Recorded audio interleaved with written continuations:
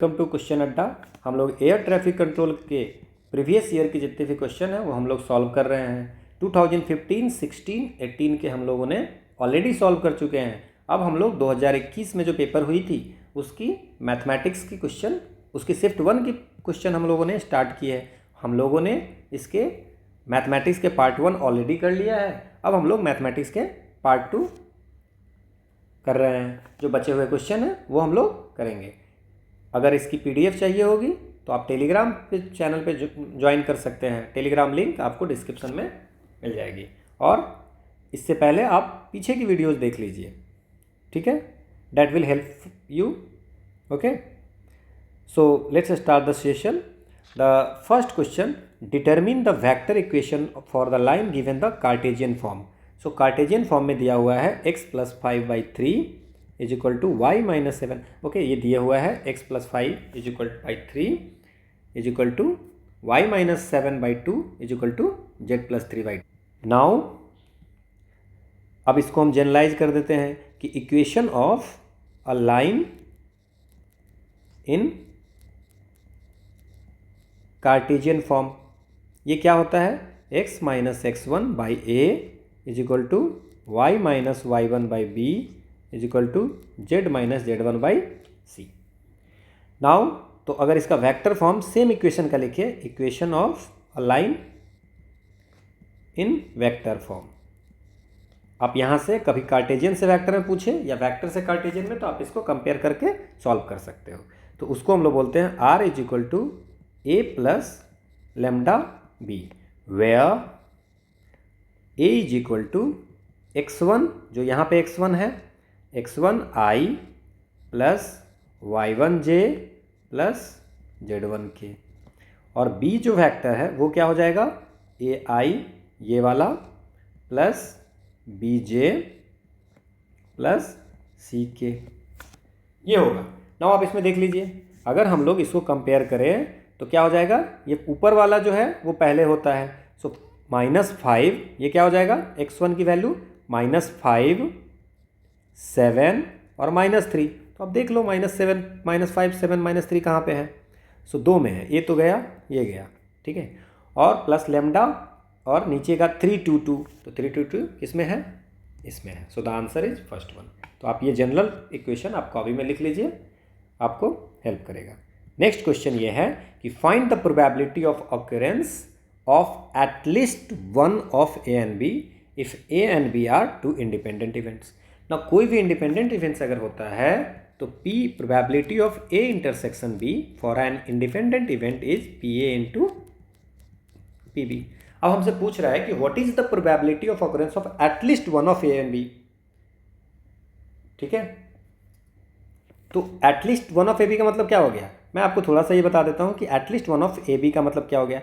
ए होगा, बी नहीं, या और बी होगा, ए नहीं, या दोनों होगा। ये तीन हो सकता है। तो इस तीनों का निकालने से बढ़िया है हम लोग ऐसा करते हैं कि हम लोग ऐसा निकाल लेते हैं कि कोई नहीं है, ठीक है, नन ऑफ ए बी, और उसको none of A and B, उसको 1 माइनस नन ऑफ वाले को घटा देंगे तो हमारा ये आ जाएगा, ठीक है। Now 1 minus probability of neither A nor B. अब आप समझिए इस चीज को ना ही। अब इसमें क्या है कि एटलीस्ट ए बी होगा तो 3 कंडीशन हो गया। इसमें एक ही कंडीशन तो बचा हुआ था ए और नॉर बी का। तो हम ऐसा मान लेते हैं कि कोई नहीं है, उसमें से 1 में से घटा देंगे तो कोई होगा, वो मिल जाएगा हमें। Now 1 minus P neither A nor B, intersection हो जाएगा। Now 1 minus P A intersection, अच्छा इंटरसेक्शन का हमने पढ़ा है इंडिपेंडेंट सेट के लिए, into P B. So this is the answer. Hope आपको समझ में आया होगा। नेक्स्ट क्वेश्चन है, determine the quantity of different signals that can be created by organising at least 2 flags in sequence on a vertical staff if 5 different flags are available. So determine the quantity of different signals that can be created by organizing at least 2 flags कम से कम at least 2 flags, और हमारे पास कितना है 5 different flags are available. ठीक है, तो या तो क्या होगा 2 फ्लैग होगा, या 3 फ्लैग होगा, या 4 फ्लैग होगा, या 5 फ्लैग होगा। तो हमें एक चीज़ समझ में आ गया कि ये कोई एक ही कॉम्बिनेशन होगा तो और होगा, तो इसका मतलब प्लस होगा। ठीक है, now he saying determine the quantity of different, कितना सिग्नल हो सकता है, ठीक है, can be created by organise करना है, मतलब परमुटेशन। सो 5 में से कोई भी 2, 5 में से 3, 5p3, 5p4 और 5p5। अब इसको हमें वैल्यू को कैलकुलेट करना है। सो 5p5 which is equal to 120. Now what is 5p4? 5p4 which is 120. Now 5p3 which is 60. Now 5p2 it's 20. Now NPR की वैल्यू क्या होती है, factorial n by factorial n minus r. NCR की value क्या होती है, factorial n by factorial n minus r into factorial r. ठीक है, नाउ अगर इसको हम कैलकुलेट करते हो तो कितना हो जाएगा 60, 80 और ये 200, ये 320। सो द आंसर इज 320। होप आपको समझ में आया होगा। Next question, which of the following is true. Now A 2 vectors having same magnitude और कॉलिनियर, सेम मैग्नीट्यूड होगा तो कॉलिनियर होगा, ये तो कोई बात नहीं हुई। सो आंसर जो होगा ए और ए माइनस होगा। कैसे होगा, ए वेक्टर ऐसा होगा और ए माइनस वेक्टर ऐसा होगा, तो दोनों एक लाइन में होगा। ठीक है, सो कोलिनियर ए और ए माइनस होगा, बस डायरेक्शन चेंज हो जाएगा, बट कोलिनियर तो होगा, हो सकता है। So the answer is A और माइनस है।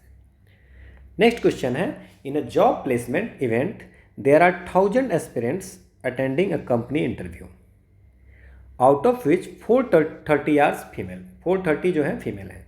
टोटल 1000 एस्पिरेंट है, उसमें से 430 हमारा क्या है, फीमेल है।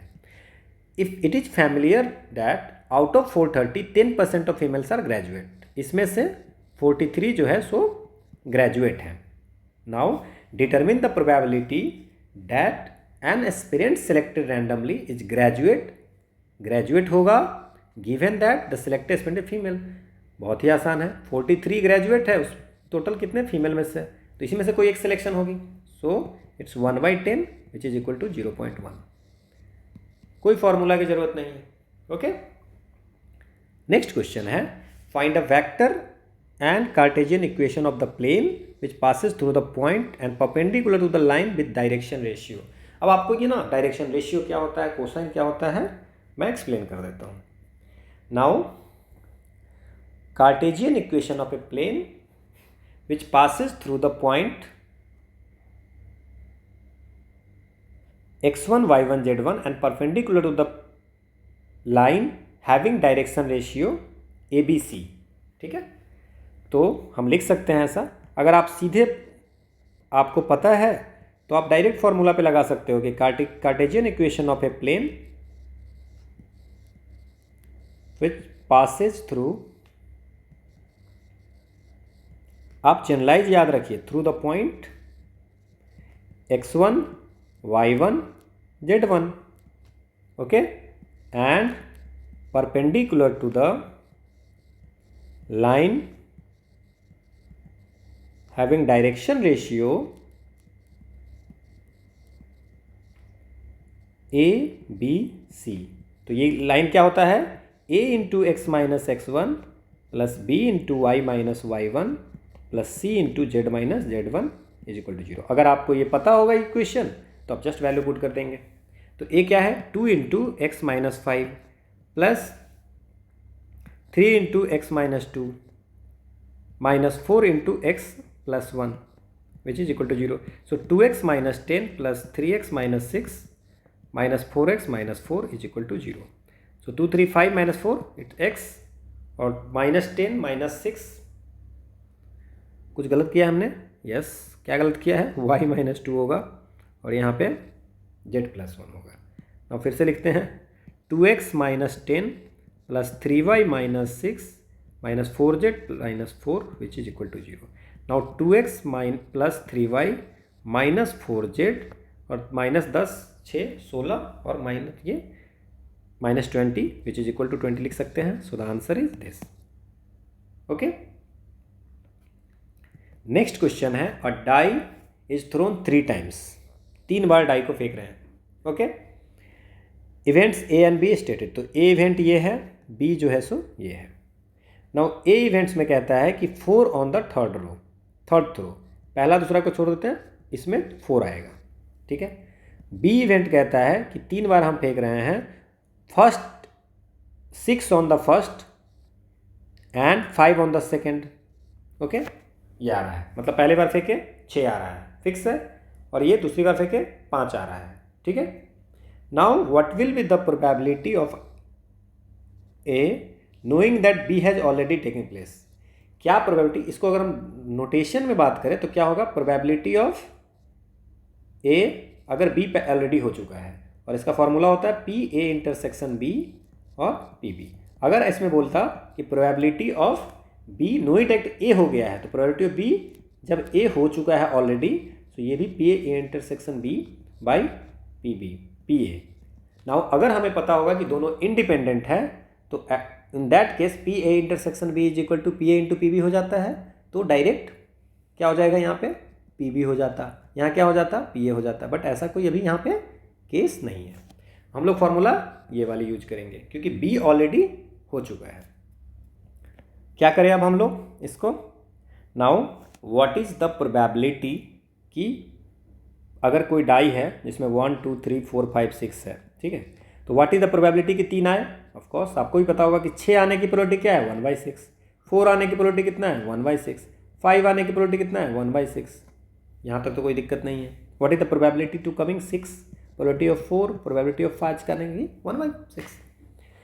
अब ये बोल रहा है कि अब इसमें 4 हो गया, ठीक है, इसमें तो 4 हो गया ना, इस दोनों में कोई भी आ सकता है, 6 में से कोई भी आ सकता है, इसमें भी 6 में से कोई भी आ सकता है, तो टोटल कितने हो गए, 36 हो गए। ठीक है, 36। अगर इसकी प्रोबेबिलिटी ऑफ ए निकाले तो क्या होगा, प्रोबेबिलिटी ऑफ ए तो 36 बाई टोटल 3 टाइम है तो 6 का क्यूब, तो 36/260। ना पहला में तो 6 है, फिक्स है, दूसरा में 5 है, तो तीसरा इसमें क्या हो सकता है, या तो 1 होगा, 2 होगा, 3 4 5 6, तो 6 वे हो जाएगा। ठीक है, तो अगर प्रोबेबिलिटी ऑफ बी की बात करें तो क्या हो जाएगा, 6/6 का क्यूब, क्योंकि 3 बार डाई को थ्रो कर रहे हैं, तो 6/216। सो पी ए बी हमें पता है। Now what is the probability A intersection B कैसे निकालेंगे। सो ए इंटरसेक्शन बी में क्या होगा, जो ए में भी होगा बी में भी होगा कॉमन। ठीक है, तो अब इसमें ए बी में कॉमन क्या होगा, ए बी में कॉमन जो होगा, यहाँ पे 4 है, ठीक है, यहाँ पे 4 है, तो ए बी में कॉमन कौन होगा, आप सोचिए, 4 ए बी में कॉमन कौन होगा, सो देखिए 6 5 4, यही कॉमन होगा ना, कि पहला में 6, दूसरा में 5 और तीसरा में 4, यही तो दोनों है। तो जो पी इंटरसेक्शन पी होगा, ये ऐसा कितनी बार हो सकता है, 1/216, कि पहला में 6 फिक्स है, दूसरे में 5 फिक्स है और तीसरा में 4 फिक्स आ जाए। बोलेगा कि इसमें कुछ भी हो सकता है, नहीं, कुछ भी नहीं हो सकता है, क्योंकि हमें दूसरा जो इवेंट है उसमें बता रहा है कि पहले पोजीशन पे 6, दूसरे पोजीशन में 5, तो हम जो इंटरसेक्शन में लेंगे दोनों में जो कॉमन होगा, तो यहाँ पे अगर 4 है, यहाँ भी 4 फिक्स है, तो यहाँ पे क्या हो सकता है, 6 और 5, तो सिर्फ 6 हो सकता है, बाकी कोई और नहीं हो सकता, इसमें सिर्फ 5 हो सकता है। सो 1/216 इसका इंटरसेक्शन हो गया। नाउ फॉर्मूला पे अगर वैल्यू पुट करेंगे तो क्या होगा, कि probability of A when B already taken which is equal to P A intersection B by probability of B. So 1/216 by B की वैल्यू कितनी है, 6/216। ओके, सो इट्स अ 26, तो 1/6 is the answer. So the answer is 1/6। Hope आपको समझ में आई होगी। Next question, ए की value दिया हुआ है, बी की वैल्यू दिया हुआ है, सी की वैल्यू दिया हुआ है, और पूछा कि A plus gamma B is perpendicular to C. Okay, आसान क्वेश्चन है। Now A plus gamma B, तो पहले तो इसको बनाते हैं, ए प्लस गामा बी क्या होगा। सो ए प्लस गामा बी क्या हो जाएगा, 2 माइनस गामा आई, ओके, प्लस 3 प्लस 2 गामा जे प्लस 3 प्लस गामा के, ठीक है। और सी वेक्टर तो 3i प्लस सी की वैल्यू क्या है 3i प्लस जे। तो दोनों परपेंडिकुलर है, इसका मतलब इसका डॉट प्रोडक्ट जो होगा वो इक्वल टू 0 होगा। So A dot B is equal to 0 होगा, ठीक है। सो क्यों होगा, क्योंकि ए डॉट बी को हम लिख सकते हैं A B cos theta. Now अगर परपेंडिकुलर है तो कॉस की वैल्यू कॉस 90, तो कॉस 90 की वैल्यू कितने हो जाएगा 0। सो ए डॉट बी की वैल्यू 0 हो जाती है अगर परपेंडिकुलर है। तो इस दोनों को अगर हम मल्टीप्लाई करते हैं A plus gamma B dot C is equal to 0। तो अब आई वाले आई से मल्टीप्लाई करते हैं, तो I dot I is equal to 1, J dot J is equal to 1, K dot के इज इक्वल टू 1। क्योंकि अगर हम लोग आई है, जे है और के है, तो अगर इसमें आई इंटू आई करेंगे तो आई और आई के बीच में एंगल कितना होगा 0, तो कॉस 0 की वैल्यू कितना हो जाएगा 1, तो आई डॉट आई। लेकिन अगर हम आई डॉट जे करेंगे डॉट प्रोडक्ट में तो क्या हो जाएगा आई डॉट जे, आई और जे के बीच में कितना होगा 90 एंगल, तो आई जे कॉस 90 हो जाएगा विच इज इक्वल टू 0। तो सेम वाले में 1 होगा। ना इसको हम सॉल्व करते हैं। सो इस दोनों को मल्टीप्लाई करते हैं, क्या करेंगे 3 इंटू 2 माइनस गामा, ठीक है। और जे में क्या हो जाएगा प्लस 3 प्लस 2 गामा, क्योंकि 1 से मल्टीप्लाई करना है, और इज इक्वल टू के में तो 0 है, ठीक है। तो हो जाएगा क्या 0। नाउ 3 2 जा 6 minus 3 gamma plus 3 plus 2 gamma is equal to 0। Now 6 plus 3 9 और 2 माइनस 3 गया तो minus gamma is equal to 0। So gamma की वैल्यू 9। तो हमने कुछ मिस्टेक की होगी, गामा की वैल्यू 9 हमारा ऑप्शन में कहीं नहीं है। Okay, so let me check once. Okay, so we did mistake here, it's a 2 plus 2 gamma, क्योंकि ये 2 से मल्टीप्लाई, अगर 2 से, और ये भी 2 है और ये भी 2 है, तो 2 इंटू 2 प्लस 2 गामा। तो यहाँ पे 2 प्लस 2 गामा करेंगे 2, so it's 8 minus gamma, so gamma की value 8 is the answer. So 8 हमारा आंसर हो जाएगा।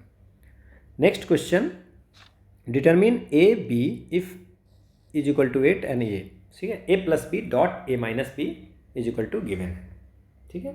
नाउ वैसे तो इस क्वेश्चन को ऐसे सॉल्व किया सकता है कि A plus B into A minus B which is A square minus B square, ऐसे करके सॉल्व किया जा सकता है। But A is equal to 8b है, तो हम लोग थोड़ा सा वेक्टर की तरह सॉल्व करके देखते हैं। नाउ इसको अगर हम सॉल्व करें तो can I write A dot A minus A dot B plus B dot A minus B dot B which is equal to 8। Now इसको ए स्क्वायर लिख सकते हैं और ये दोनों कैंसिल हो जाएगा, और माइनस बी स्क्वायर इसको लिख सकते हैं is equal to 8। Now A को 8b लिख सकते हूँ, 8b minus B is equal to 8। So 64b का स्क्वायर माइनस बी का square is equal to 8। Now it's 63b का स्क्वायर लिख सकता हूँ मैं 8। सो b का स्क्वायर इज इक्वल टू हम 8/63 लिख सकते हैं क्या। सो अगर b की मैग्नीट्यूड की बात करें तो क्या हो जाएगा 8/63। तो b की वैल्यू निकल गई 8/63, तो इसको हम लिख सकते हैं 8/63 है। कुछ करो, क्या कर सकते हैं इसमें, √8/63 कहीं है नहीं है, तो हम इसका क्या करते हैं 2√3 नहीं 2√2 लिख देते हैं, और ये 9 7 जा 63, सो 3√7। तो b की वैल्यू कहीं है ऐसा, इसमें भी है, इसमें भी है, इसमें भी, इसमें भी, सब में b की वैल्यू है। Now a is equal to 8b, okay. So a is equal to 8 into 2√2/3√7, सो 16√2/3। अच्छा, एक चीज़ ना बड़ा इसमें जो क्वेश्चन पूछे हैं, दो ये आंसर तो ये हो गया 16√2 3√7। आप एक चीज़ इसमें देखो कि b की वैल्यू सब में सेम है, तो अगर b की वैल्यू सेम है तो a is equal to 8p अगर होगा, ठीक है। So he is asking about the a and b। तो b की वैल्यू अगर ये होगा तो जस्ट 8 से अगर मल्टीप्लाई इसमें कर देंगे तो जिसमें 8 से मल्टीप्लाई करने के बाद आएगा वो आंसर हो जाएगा। सो फ्रैक्शन ऑफ सेकेंड्स का क्वेश्चन था ये। ओके, इतने करने की ज़रूरत नहीं थी, बट बशर्ते कि इसमें देख रहे हैं कि हम लोग b एक जैसा है, तो b एक सा जैसा है तो 8 इंटू बी कर देंगे तो a आ जाएगा, उस एक ही में है। Next question, if the vertices ABC of a triangle ABC 113 -100 012 respectively, then determine angle ABC, ठीक है, और ABC एंगल BA और BC के बीच में है। तो इस क्वेश्चन को अगर सॉल्व करना है तो कैसे सॉल्व कर सकते हैं? ये एक ट्रायंगल है ABC। तो A दिया है 113, B दिया है -100 और C दिया है 012। नाउ अगर हम इसको वेक्टर के फॉर्म में लिखो तो क्या लिखेंगे? BA vector is equal to BA vector, तो क्या लिखूंगा?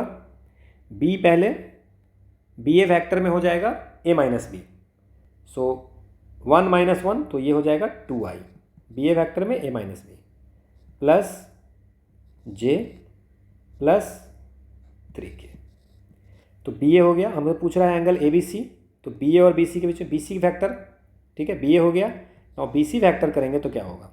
BC वेक्टर करेंगे तो 0 1 2, तो 0 - 1 इट्स i, 0 माइनस ऑफ -1 तो i प्लस J 1 - 0 है ना, और 2 तो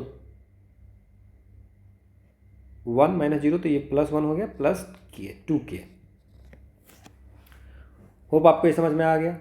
नाउ इस दोनों के बीच में एंगल, तो दो वेक्टर के बीच में एंगल अगर हो तो क्या लिखेंगे? Theta is equal to cos inverse, ये ऐसे ही होता है, cos theta is equal to, if this angle is theta so cos theta is equal to BA BC by BA का मैग्नीट्यूड एंड BC का। क्योंकि आपको अगर पता होगा तो हम लोग ऐसे ही निकालते हैं कि A dot B is equal to magnitude of A into magnitude of B cos theta. So cos theta is equal to क्या हो जाएगा?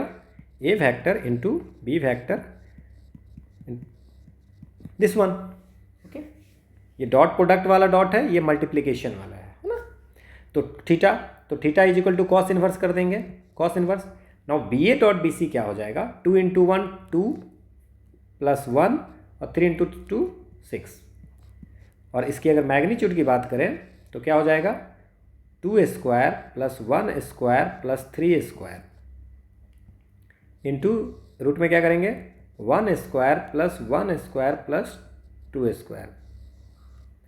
नाउ कॉस इनवर्स 14 8 9 बाई, तो 2 दूना 4 1 5 और 9 इट्स 14 इंटू 1 1 2 और 4 इट्स 5।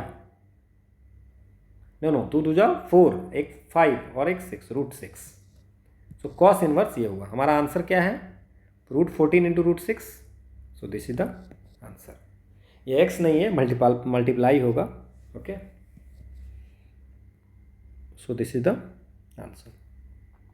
नेक्स्ट क्वेश्चन है, determine the direction cosine of the line passes through 2 points. 2 point से line pass कर रहा है तो उसको डायरेक्शन कोसाइन। अब मैं ना थोड़ा सा आपको बता देता हूँ कि इसमें क्या होता है। लेट अस एज्यूम कि P अगर कोई पॉइंट है x1 y1, क्योंकि इस पर बहुत सारे क्वेश्चन पूछ दिए इस शिफ्ट में, तो आगे की शिफ्ट में भी पूछेंगे। सो Q x2 y2 z2, आप इसको नोट करना। नाउ P और Q अगर 2 पॉइंट हैं तो इसकी जो डायरेक्शन रेशियो होगी क्या होगी? डायरेक्शन रेशियो जो होगी वो क्या होगी? डायरेक्शन रेशियो होगा x2 - x1, ठीक है, y2 - y1 और z2 - z1। तो ये डायरेक्शन रेशियो। नाउ अगर आप इसको डायरेक्शन कोसाइन बोलोगे कि डायरेक्शन कोसाइन क्या होगा, ठीक है, वो कॉस अल्फा वाला जो बताया था मैंने। So x2 - x1 by root under x2 minus x1 का whole square plus y2 minus y1 का whole square plus z2 minus z1 का होल स्क्वायर। इसी तरह y2 minus y1 by same ये होगा, लेटेस्ट अज्यूम इसको गामा मान लेते हैं तो गामा, और z2 minus z1 by gamma, ये हो जाएगा हमारा डायरेक्शन कोसाइन। अब हमें क्या निकालना है? डायरेक्शन कोसाइन निकालना है। तो पहले हम क्या करेंगे? डायरेक्शन रेशियो निकालें या सीधे निकालते हैं? तो डायरेक्शन कोसाइन क्या हो जाएगा? 1 minus 2 which is 3, 2 minus 3 which is -1, और 3 minus 4 which is equal to 3 minus 1 4 7।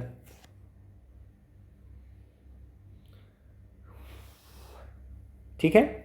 Now 3 by root under क्या करेंगे? अब ये हो गया, अब किसका मल्टीप्लाई करेंगे? इसी तीनों का। सो 3 का स्क्वायर प्लस -1 का स्क्वायर प्लस 7 का स्क्वायर। तो इसको अगर हम सॉल्व करेंगे तो क्या हो जाएगा? 3 का स्क्वायर 9, 7 का स्क्वायर 49 प्लस 1 50 59। So root 59।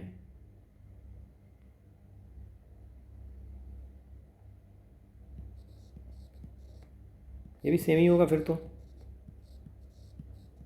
तो फिर क्वेश्चन में कुछ गलत हो गया क्या?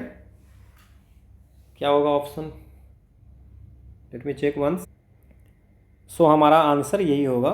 इसमें ऑप्शन में कुछ गलती है, या तो क्वेश्चन में कुछ एरर होगा या ऑप्शन में कुछ गलत है। सो आंसर हमारा यही होगा, कॉन्सेप्ट यही है।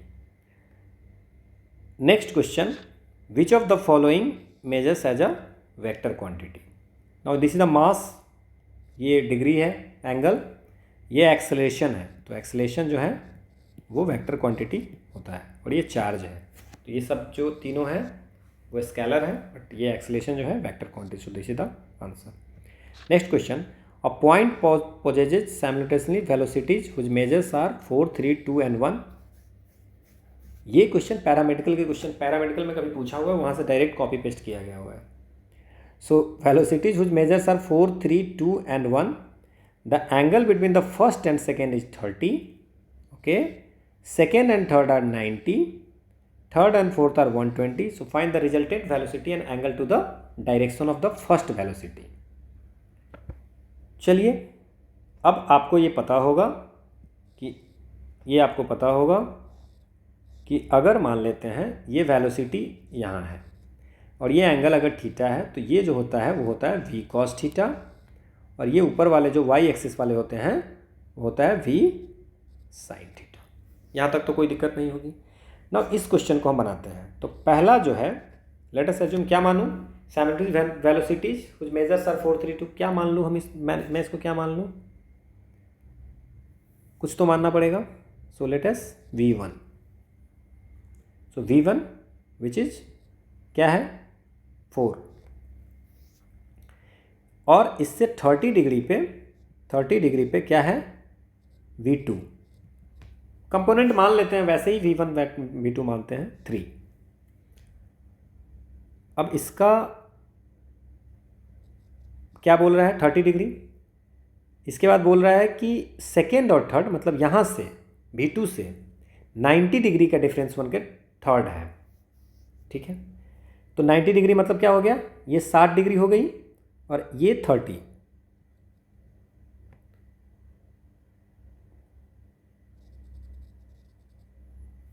सो this is v3 which is equal to 2। तो ये 90 डिग्री यहाँ दोनों के बीच में हो गया। नाउ अब क्या बोल रहा है कि थर्ड और फोर्थ के बीच में 120 डिग्री है। तो 60 ये हो गया और 60 ये हो जाएगा, तो ये 120 डिग्री, और ये v4 का वैल्यू 1। होप आपको ये समझ में आ गया होगा। नाउ अगर हम इसकी x कंपोनेंट लिखें, सो व्हाट इज vx? पहला 4 cos 0 डिग्री, b से v का एंगल v1 अगर लिखे तो 4 cos 0 डिग्री। ठीक है, प्लस 3v 3 cos 30 डिग्री। ठीक है, पढ़ा है हमने ये यहाँ पे, प्लस 2 cos 120 डिग्री। क्यों? ये 90 डिग्री और ये 30 डिग्री। और कुछ होगा? प्लस कॉस ये 120 और ये 120, इट्स 240 डिग्री। ये वी एक्स हो गया। अब व्हाट इज़ वी वाई? इसका वैल्यू तो हम निकाल ही सकते हैं, बट वी वाई की वैल्यू क्या हो जाएगी? नाउ वी वाई की वैल्यू जो होगी वो क्या हो जाएगी? 4 sin 0, थीटा की वैल्यू तो 0 ही है यहाँ पे, प्लस वी के साथ तो 0 ही एंगल बनाएगा, 3 sin 30 प्लस 2 cos, sorry sine Y component है, sine 120 plus sine 240, 1 into sine 240। ये वी एक्स और वी वाई हो गया। ठीक है। Now find resultant velocity and angle to the direction of the first velocity. तो हम फर्स्ट वेलोसिटी के ही कर रहे हैं। नाउ अगर हम बात करें सो वी की वैल्यू पहले क्या होगी? पहले हम लोग को वी की वैल्यू निकालनी है। Now what is the value of V? क्या हो सकता है? इसमें कैलकुलेट करना पड़ेगा। V X is equal to 4 cos 0 sin 0 0 cos 0 1, 4 plus 3 into 1/2 plus 2 into 120 है, cos 180, ऐसा लिखते हैं cos 180, क्या करूं इसमें?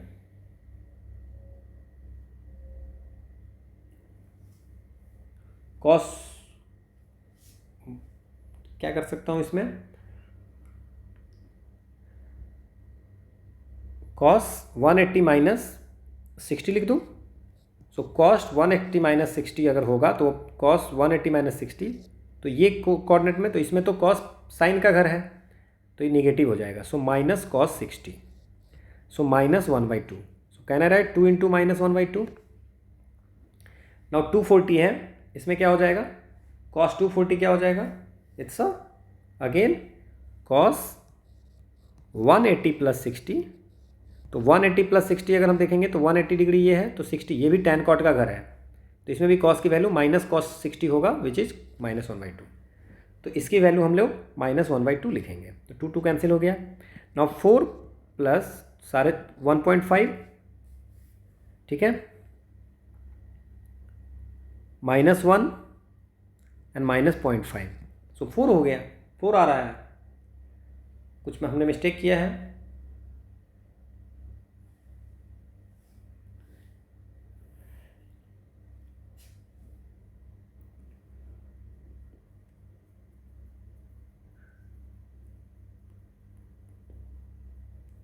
कुछ किया है, क्या किया है मिस्टेक? यहाँ √3/2 होगा। ओके, तो जब √3/2 होगा तो क्या हो जाएगा?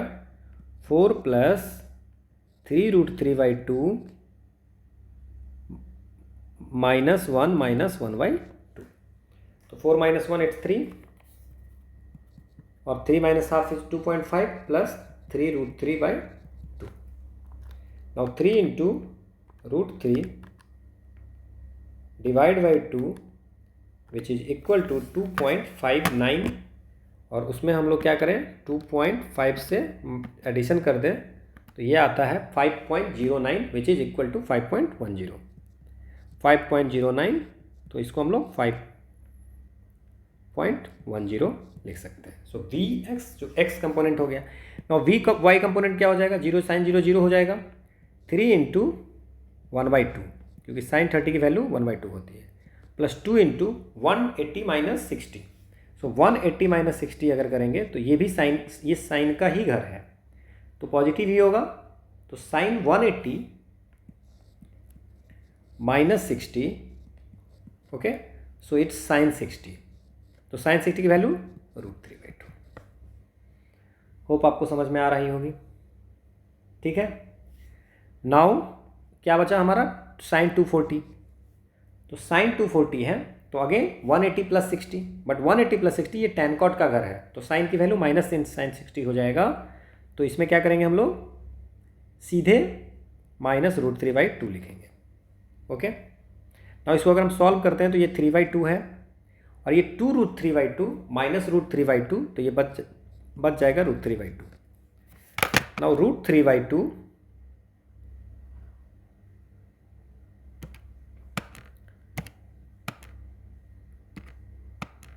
√3/2 plus 1.5 which is equal to 2.366।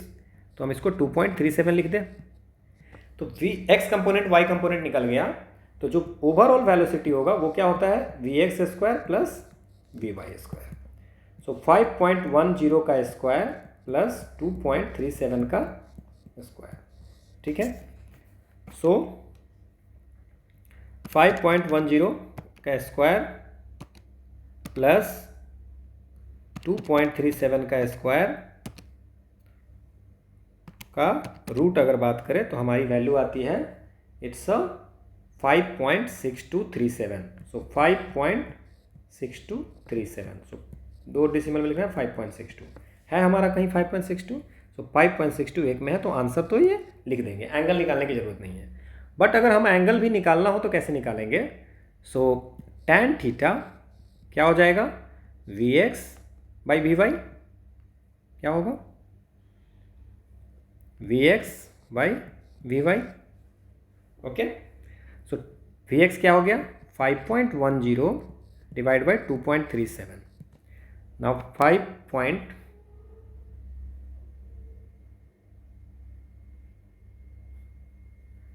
No, so I did some mistake, it's y होता है ना, तो vy/vx। सो 2.37 by 5.10। So 2.37 divide by 5.10 which is 0.46। So tan inverse अगर हम इसको करते हैं तो क्या होगा हमारा 24 पॉइंट समथिंग डिग्री आ रहा है। सो इसको अगर हम कैलकुलेटर में अगर करते हैं तो डिग्री को रेडियन में, रेडियन को डिग्री में बदल के आप बनाइएगा। So theta is equal to क्या हो जाएगा, tan इनवर्स vy/vx। सो क्या हो जाएगा आंसर, इज इक्वल टू 24.92 है, ठीक है, 24.92 डिग्री। सो 24 प्लस 0.92। सो 0.92 में अगर हम 60 से मल्टीप्लाई करते हैं तो ये आता है अराउंड 55.2। सो वही 25 डिग्री 55 मिनट के आसपास आएगा। Okay, so the answer is same. अच्छा क्वेश्चन था ये, पीएमटी से क्वेश्चन उठाया हुआ है, पैरामेडिकल की जो टेस्ट होती है। Next question, a point is moving with uniform acceleration in the 11th and 15th second from the commencement. It moves through 640 and 840 centimeter respectively. Find its initial velocity and the acceleration with which it moves. Now nth term of displacement होती है, जिसे s equal to ut plus half at square पढ़ते हैं। तो nth term displacement जो होती है उसका फॉर्मूला आपको याद रखना है। नाउ क्या याद रखना है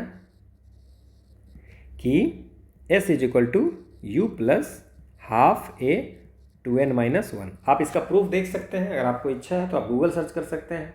s is equal to ut plus half at square आपको पता है, उसी पे क्वेश्चन है।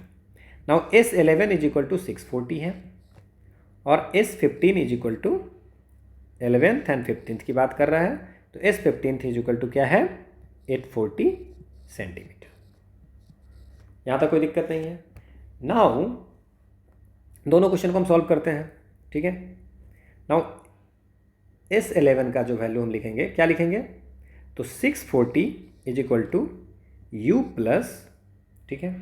नाउ 2 इंटू 11 क्या हो जाएगा, 11वां टर्म अगर लिखेंगे तो 11 दूना 22 में से 1, दैट्स मीन्स 21 है। So can I right 21a/2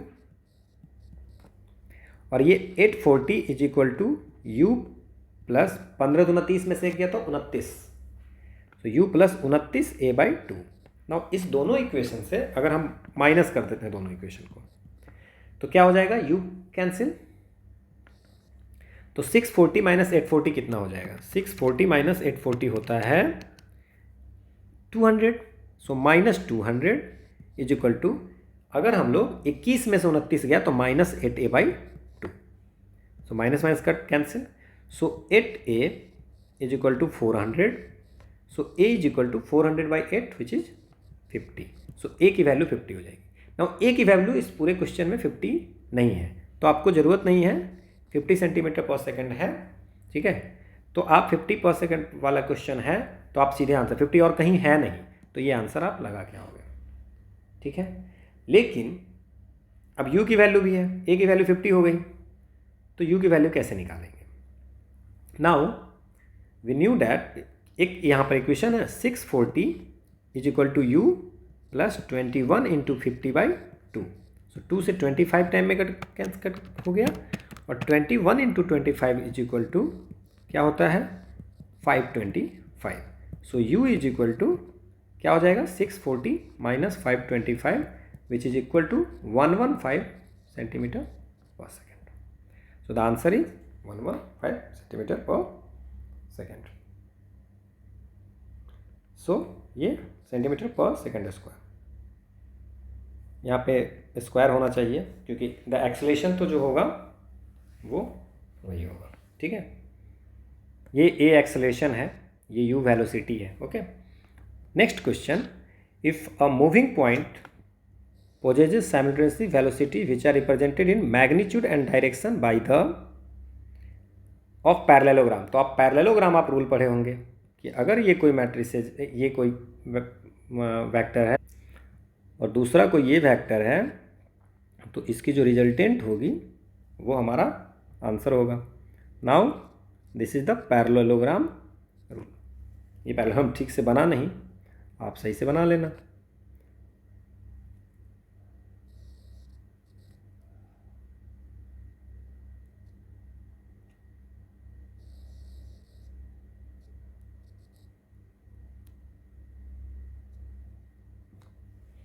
ठीक है, थोड़ा बहुत जो भी बन गया ये पैरेललोग्राम. फिर से बनाऊँ. Okay, that's not needed for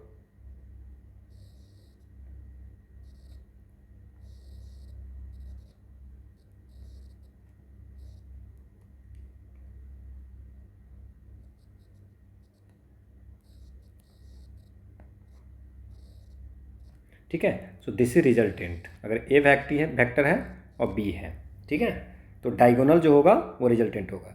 so if a moving point possesses simultaneous velocity which are represented in magnitude and direction by the two side of parallelogram, तो two sides of parallelogram drawn from a point, they are equivalent to a velocity which is represented in magnitude and direction by the diagonal of the parallelogram passing through it. So this is the, ये क्या होता है हमारा, आपको parallelogram rule है, तो direct उस पर क्वेश्चन पूछा गया है.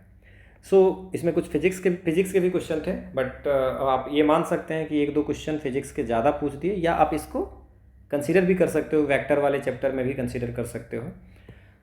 सो this is all about the mathematics portion of shift 1 2021 की जो पेपर है, शिफ्ट 1 की मैथमेटिक्स के जितने भी 30 क्वेश्चन थे हमने कर लिए हैं. नेक्स्ट जो हम लोग करेंगे वो 2021 के फिजिक्स पोर्शन करेंगे. सो इसकी PDF आपको टेलीग्राम पे मिल जाएगी. आप टेलीग्राम का लिंक डिस्क्रिप्शन में दिया हुआ है, और पिछले वीडियो का भी लिंक दिया हुआ है, जिससे आप लोग 2015, 16, 18 के सारे वीडियो पहले कंप्लीट कर लें. So thanks for watching.